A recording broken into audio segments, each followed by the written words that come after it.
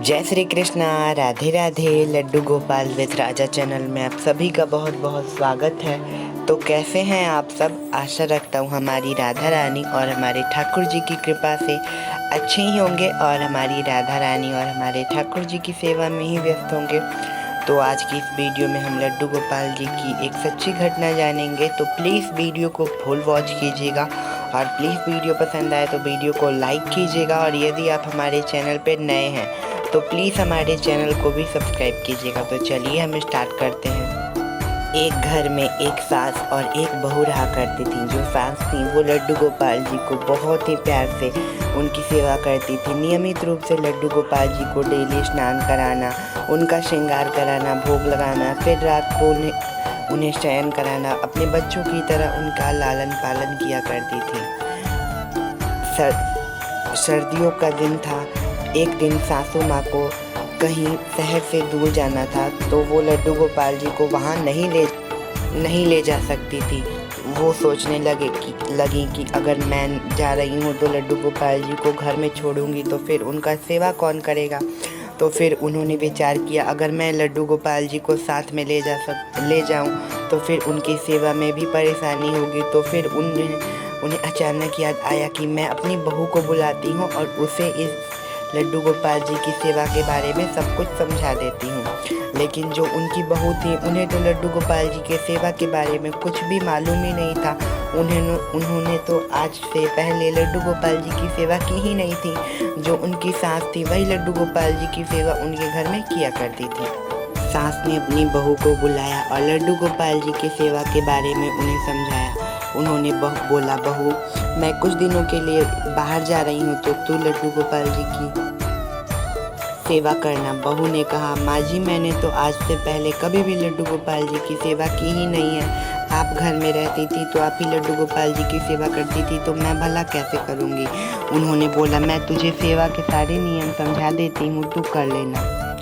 सास ने कहा, सबसे पहले लड्डू गोपाल जी को सुबह में उठाते ही उन्हें मंगल भोग जरूर लगाना और मंगल भोग लगाने के बाद लड्डू गोपाल जी को स्नान कराना, उनका सुंदर सा श्रृंगार कराना और श्रृंगार करने के बाद उनका चेहरा जो है वो दर्पण में जरूर से दिखाना। लेकिन ध्यान रहे दर्पण में ठाकुर जी का जो चेहरा है वो हंसता हुआ होना चाहिए, तभी पता चलता है कि ठाकुर जी ने अपना श्रृंगार हमसे अच्छे से करवाया है कि नहीं।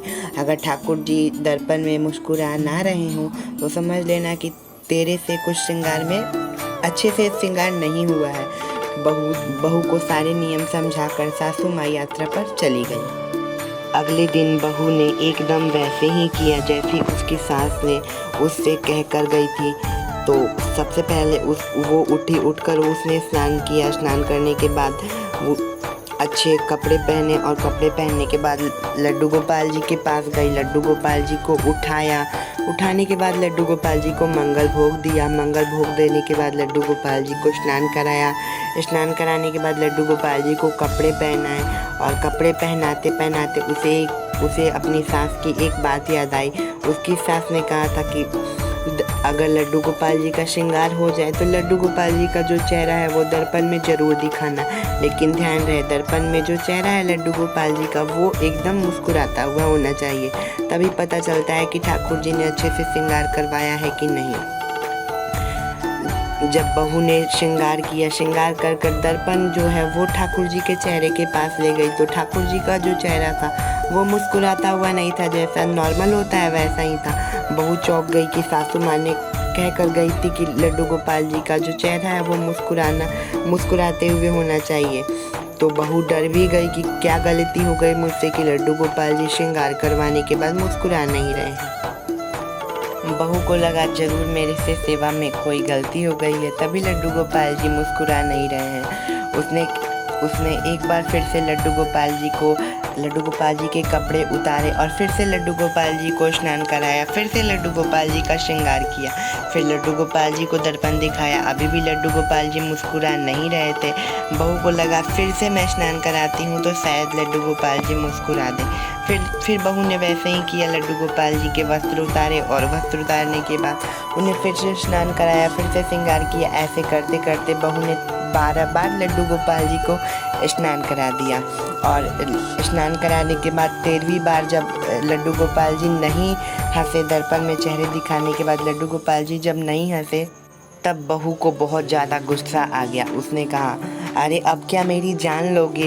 इतनी बार मैंने नहलाया, इतनी बार मैंने श्रृंगार किया और हर बार मैंने अच्छे से श्रृंगार किया, फिर भी तुम हंस नहीं रहे हो, तो अब मैं क्या करूं? अगर इस बार तुम नहीं हंसे तो मैं तुम्हें ऐसे ही बैठा दूंगी या तो दिन भर तुम्हें नहलाती रहूँगी। तब तो लड्डू गोपाल जी भी डर गए। एक तो इतनी सर्दी थी और सर्दी में बार बार 13 बार करके उसने लड्डू गोपाल जी को स्नान करा दिया था। तो लड्डू गोपाल जी को लगा कि इस बार मुझे मुस्कुराना ही पड़ेगा, नहीं तो इतनी सर्दी है और ऊपर से इसने मुझे 13 बार नहला दिया है। अब फिर मुझे पता चला दिन भर मुझे नहलाती ही रहेगी, तो आज तो मुझे ये सर्दी जुकाम करवा कर ही मानेगी। तो लड्डू गोपाल जी को लगा कि हंसने में ही समझदारी है। तो इस बार जब बहू ने स्नान कराया और लड्डू गोपाल जी का जब श्रृंगार किया और जब श्रृंगार कराने के बाद लड्डू गोपाल जी को जब दर्पण दिखाया, तब लड्डू गोपाल जी का चेहरा जो था वो एकदम मुस्कुराता हुआ था। लड्डू गोपाल जी जो थे वो बहू के भाव को समझ गए थे, क्योंकि जो बहू है उसने लड्डू गोपाल जी को एकदम अपने बच्चे की तरह डांटा था। और हमारे कान्हा तो है ही ऐसे, उनसे जैसा हम रिश्ता बनाते हैं वो भी हमसे वैसे ही रिश्ता बनाते हैं। तो जो बहू थी उसने एकदम ठाकुर जी को अपने बच्चे की तरह डांटा था। तो ठाकुर जी के मन में भी था कि मेरी माँ मेरे लिए इतना कर रही है, परेशान हो रही है, तो मुझे हंसना पड़ेगा। तो इसलिए ठाकुर जी हंस पड़े। अब तो ये रोज़ का नियम बन गया था, जब भी बहू सुबह उठकर स्नान कर लड्डू गोपाल जी को उठाकर मंगल भोग लगाने के बाद, लड्डू गोपाल जी को स्नान श्रृंगार करवाने के बाद जब दर्पण दिखाती थी, तब लड्डू गोपाल जी रोज़ हंसते थे, रोज़ मुस्कुराते थे। ये डेली का नियम बन गया था। अब तो ऐसा हो गया था कि बहू जब भी लड्डू गोपाल जी को स्नान श्रृंगार कराने के बाद उन्हें भोग लगाने कमरे में जाया करती थी, तो जब भी वो लड्डू गोपाल जी के कमरे में उन्हें भोग लगाने जाया करती थी, तो लड्डू गोपाल जी बहू को देखकर हंसने लगते थे, मुस्कुराने लगते थे। और देखते ही देखते समय बीत गया और जो सास थी वो अब जहाँ गई थी वहाँ से वापस आ गई। वापस आते ही उन्होंने बहू से लड्डू गोपाल जी के सेवा के बारे में सब कुछ पूछा। तो बहू ने बोला, हाँ जैसे आपने बताया था मैं एकदम वैसे ही सेवा लड्डू गोपाल जी की किया करती थी। लड्डू गोपाल जी तो दर्पण में देखकर मुस्कुराते भी थे। तो बहू की बात सुनकर सास लड्डू गोपाल जी के पास गई और लड्डू गोपाल जी के पास हाथ जोड़कर बैठ गई और उसने लड्डू गोपाल जी से माफ़ी मांगा। प्रभु मैं आपसे माफ़ी मांगती हूँ, इतने दिनों तक मैं आपकी सेवा नहीं कर रही थी, अब मैं आ गई हूँ तो आपकी सेवा अब अच्छे से होगी।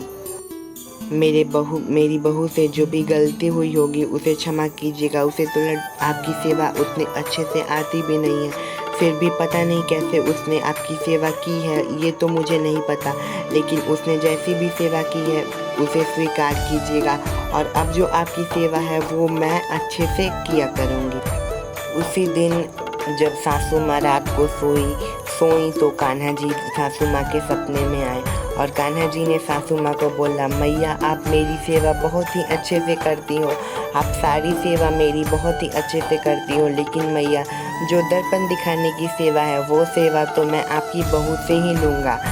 जो आपकी बहू है वो दर्पण दिखाने की सेवा सबसे अच्छे से करती है, अब मैं दर्पण दिखाने की सेवा उसी से लूँगा मैया, मैं आपसे सेवा नहीं लूँगा। तो कृपा करके दर्पण दिखाने की जो सेवा है वो सेवा आप अपनी बहू को ही दीजिएगा। इतने में सासू माँ की आँख खुल गई। सासू माँ उठी और उठकर ठाकुर जी के पास गई और ठाकुर जी से हाथ जोड़कर प्रणाम किया। तो देखा आप सब ने कैसे हैं हमारे ठाकुर जी। जिसे श्रृंगार करना नहीं आता था, सेवा करने नहीं आता था, उसे भी हमारे ठाकुर जी ने सेवा करना सिखा दिया। तो हमें भी बस ऐसे ही करना है। हमें सेवा करना नहीं आता तो कोई बात नहीं है, धीरे धीरे करते ही हम सेवा करना सीख जाएंगे। तो अगर आप लड्डू गोपाल जी की सेवा करते हैं तो प्रेम से कीजिए, रोज़ कीजिए। कभी भी आपको कोई भी परेशानी हो तो आप किसी से ना कहकर हमारे ठाकुर जी से कहेंगे तो वो सबसे पहले आपकी परेशानी का हल निकालेंगे। तो कैसी लगी आप सभी लोगों को आज की स्टोरी, ये आप सब मुझे कमेंट करके ज़रूर बताइएगा। और प्लीज़ वीडियो पसंद आए तो वीडियो को लाइक कीजिए। वीडियो को लाइक कीजिएगा और अगर इस कथा को सुनने के बाद आपके आँख कुछ नम हुए होंगे तो प्लीज़ चैनल को सब्सक्राइब और फ्रेंड्स फैमिली में शेयर करना मत भूलिएगा। तो चलिए मिलते हैं अगले वीडियो में, तब तक के लिए जय श्री कृष्णा, राधे राधे, हरे कृष्ण।